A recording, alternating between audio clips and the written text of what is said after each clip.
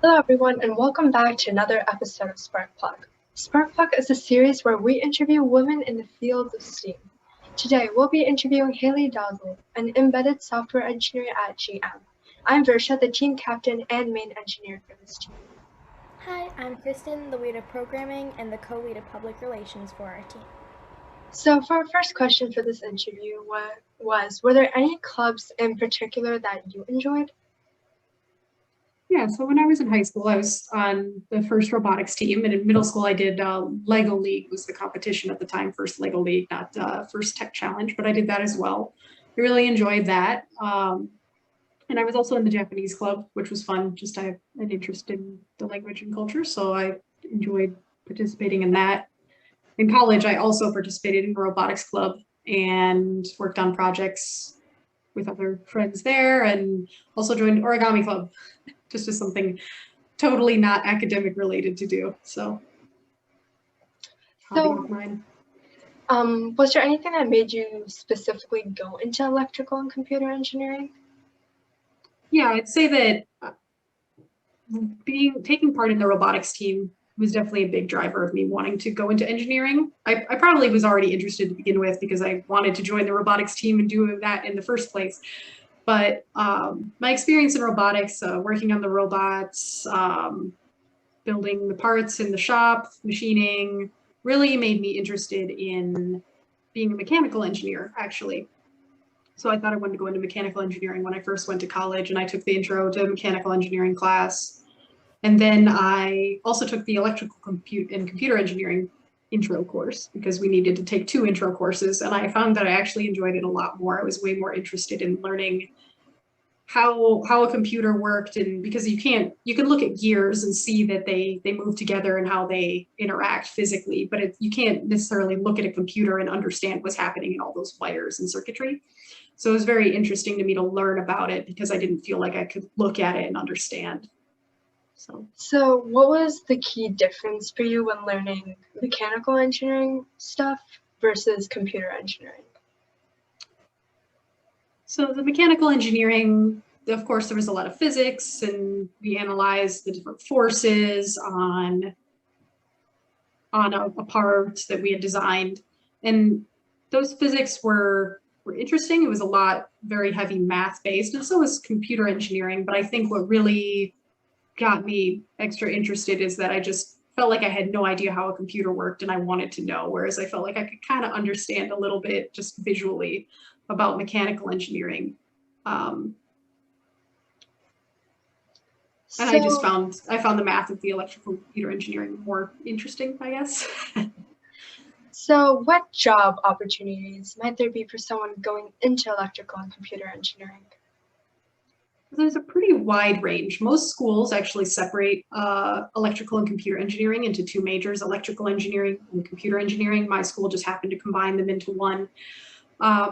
But my friends have gone on to get jobs anything in the hardware design. One works at Apple on different Apple devices, working on the hardware for those devices, designing the circuitry.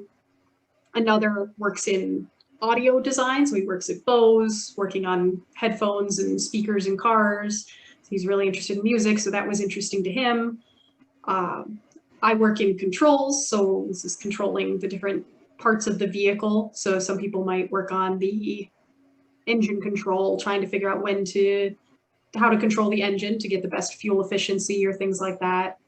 And some people go pure software side. They take enough software courses during their time as a computer engineer to go more in the app development side of things and use their hardware knowledge as part of that.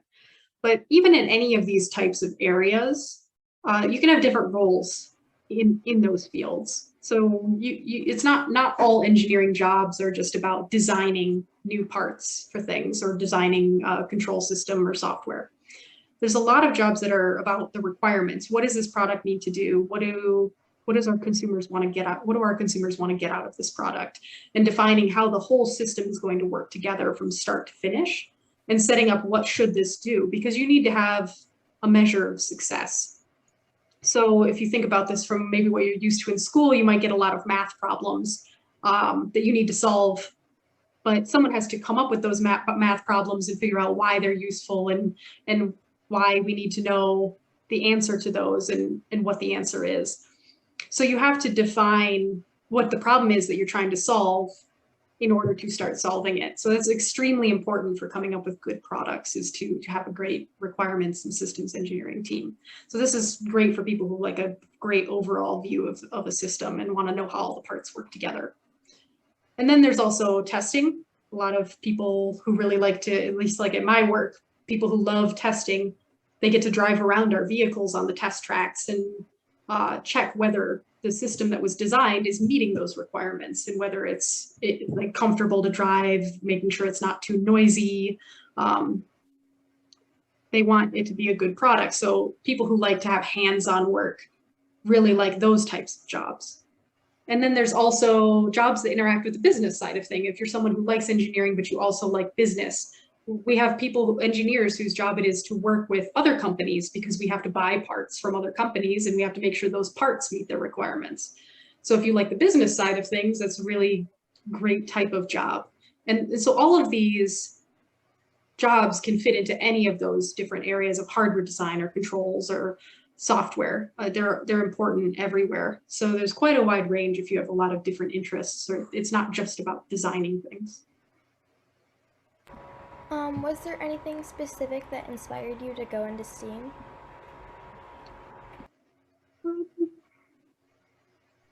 I don't know if there's anything specific that inspired me. I always liked building things, and I had gotten like a Lego robot kit when I was a kid and just liked playing with that so much that it drove me to want to join the Lego robotics team. So I think as I followed those things that I just naturally like to do, it drove me further and further into engineering.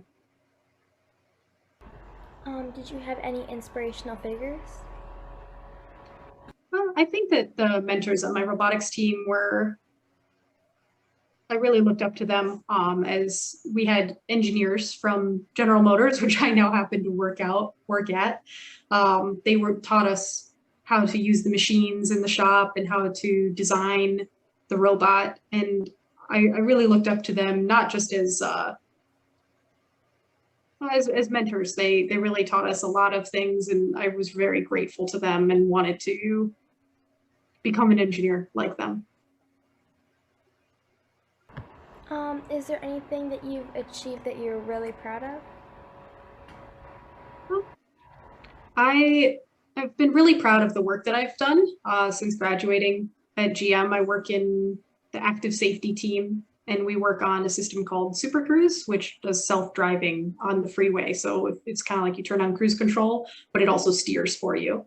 And that product was very well received. A lot of people like it. Even got even rated better than Tesla in some reviews in the Consumer Reports. So that was a really proud moment. I was just working on one small piece of it, but it was really exciting to see that our hard work paid off. How did you cope and get back from setbacks when you face them in both in general and in STEAM? So I think I definitely had some hard times in courses in college. Some courses were harder than others, and it definitely, some came easily and some I needed extra help with and had to make sure that I went to the extra office hours and asked the teaching assistants questions and getting help on those, and really learning how to be okay with asking for help. So much of high school, I didn't need to ask for help much. And when you get to college, you'll have to start becoming comfortable with it. And it's really important to know that just because you struggle in one area and do better than another, you need to ask for help and work through it. And learning that is definitely can be a struggle at first when you first get to college. So we heard that you are a graduate from Carnegie Mellon University, and speaking from experience, I know anyone would be excited to get into that college. So was there any reason that you chose Carnegie Mellon? I chose Carnegie Mellon because I wanted to do engineering, and it was a good engineering school. I also looked at other schools like Michigan State and University of Michigan, Case Western. I looked at quite a large number of schools. And I was mainly looking for one at the time that had a lot of focus on robotics because I was very interested in that. And also I wanted to take Japanese courses because I took those in high school and wanted to continue learning the language. And the only two schools that showed up as having Japanese courses were University of Michigan and Carnegie Mellon. So those are the two I was like, okay, I'm very interested in both of those. And ultimately I ended up choosing Carnegie Mellon because to be perfectly honest, it ended up fitting my financial situation. I got lucky and got grants and scholarships, and it is a very important factor. It's important when you're choosing a school to make sure that you're picking one that fits your financial situation. But also I really liked the school for all that it had to offer with robotics and the Japanese courses and just being a great engineering school in general. I knew that any major I picked there and stuck with, I would be good. So was there any clubs, like robotics related clubs, that caught your eye? Yeah, well, at first when I was looking for schools, I didn't pay too much attention to what clubs they had, but after I got there, I saw the robotics club that mostly was, at the time they had a 3D printer and those were new. Very few people had 3D printers at that time, so I was very excited I could try playing with a lot of toys. They had a machine shop, so you could really build anything you wanted in that club space, which was very cool. It was a great resource. But I also tried to make sure I joined some social activities too, because school can be it's very stressful, and you want to make sure you have a little bit of breathing time to spend time with friends and do something that isn't just homework and studying all the time. So that's why I joined the origami club, because I already liked origami, and that was just a nice relaxing hour to chat and just fold paper and not think about school for just a little bit. Yeah. So was there any particular moment in college that was important to your career?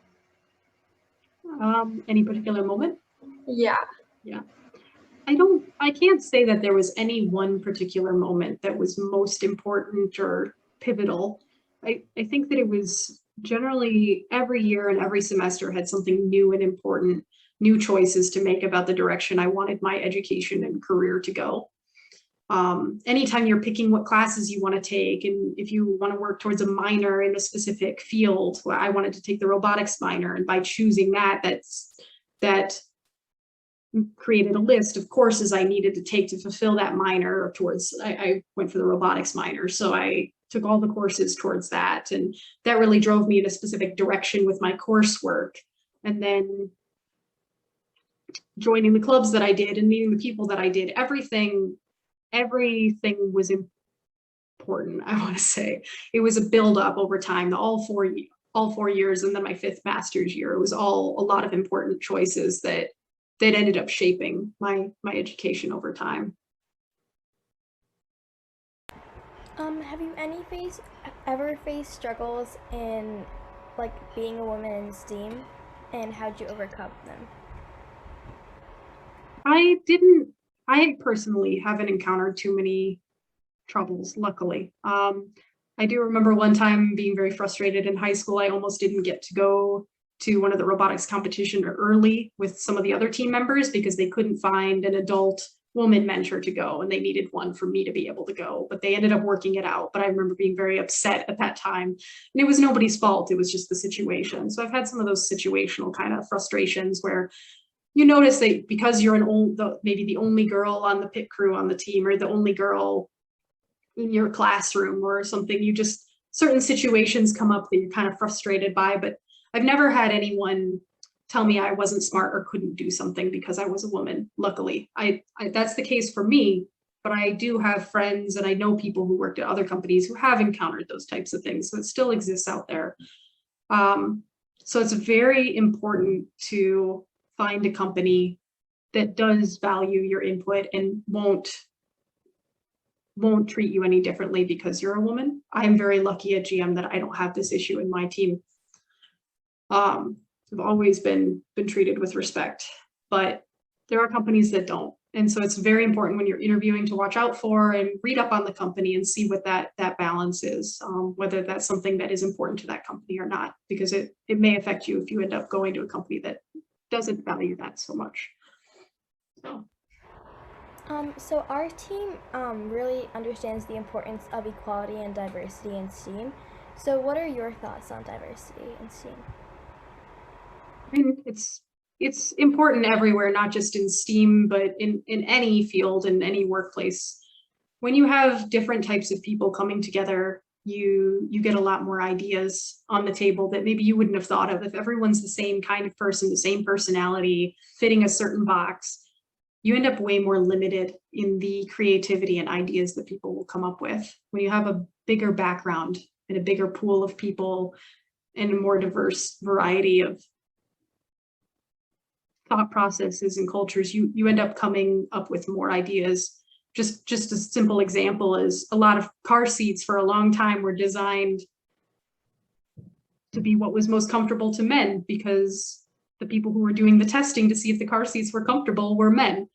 So having women at the company made it more comfortable for, when they did the testing, make it more comfortable for a wider variety of people. And then you can make products and cars that are good for everyone. So just having those more people around can help so much to make a product or make a service at your company that's good for everyone, a better environment for everyone. Do you have any advice for someone who wants to go into STEAM? My biggest advice is don't, especially when you're younger, don't be afraid or feel like you are hesitating to try something because you don't already know how to do it. I know that's something that probably held me back a bit when I was in middle and high school, when I was on my team. I felt like other people on the team, they already knew more than I did because maybe their parents had already taught them a little, or they'd already been on the team for a year longer than me. And I felt like if I asked them for help or to teach me things, that it would just be a burden to them and I would look stupid or something. And it's really important to go ahead and try, and you might not know everything and you might fail, but definitely keep working at it. I know when I was on my teams, I didn't always do as much working on the robot as much as I would have liked, because there were students who I thought were better than me at it. So I let them go for it. And I just maybe would work on the t-shirt design or something. And I've caught up now. I've done a lot since then, and I have a lot more technical skills and a lot more confidence in my technical skills. So I would say don't hesitate, because especially in a lot of these educational programs like First Robotics, the whole point of it is to teach you things that you don't know. No one's expecting you to know everything. So if you feel like you want to learn more about something, tell your mentors or tell your team, can you teach me this? And most of the time they're going to say absolutely, because that's what you're there for. So don't, have confidence in yourself and build your skills. So thank you, Ms. Haley, for your time today, from talking to us about your previous experiences and your pieces of advice. So do you have any questions for our team? Can you tell me a little bit about your team? You're from Troy, right? Yeah. How did you find out about me? Because I also went to Troy High and was on a robotics team in Troy. So I'm guessing you know someone I know. So my brother, Varun, was the previous EVP for the team. Okay. And one of her business managers, Hirshini, was the former president of the team. And our current engineering mentor, Cole, is the new EVP for the team. So through them, we were able to get into contact. Gotcha. Okay. Very cool. Yeah, keep at it. Which middle school are you guys at? Oh, Bolin Park. Bolin Park. I went to Bolin as well. So thank you all for watching this episode of Spark Plug. We have more to come from this series as we start the upcoming 2021 to 2022 First Tech Challenge Fight Frenzy season. So stay tuned for more about our team and the new season. Bye!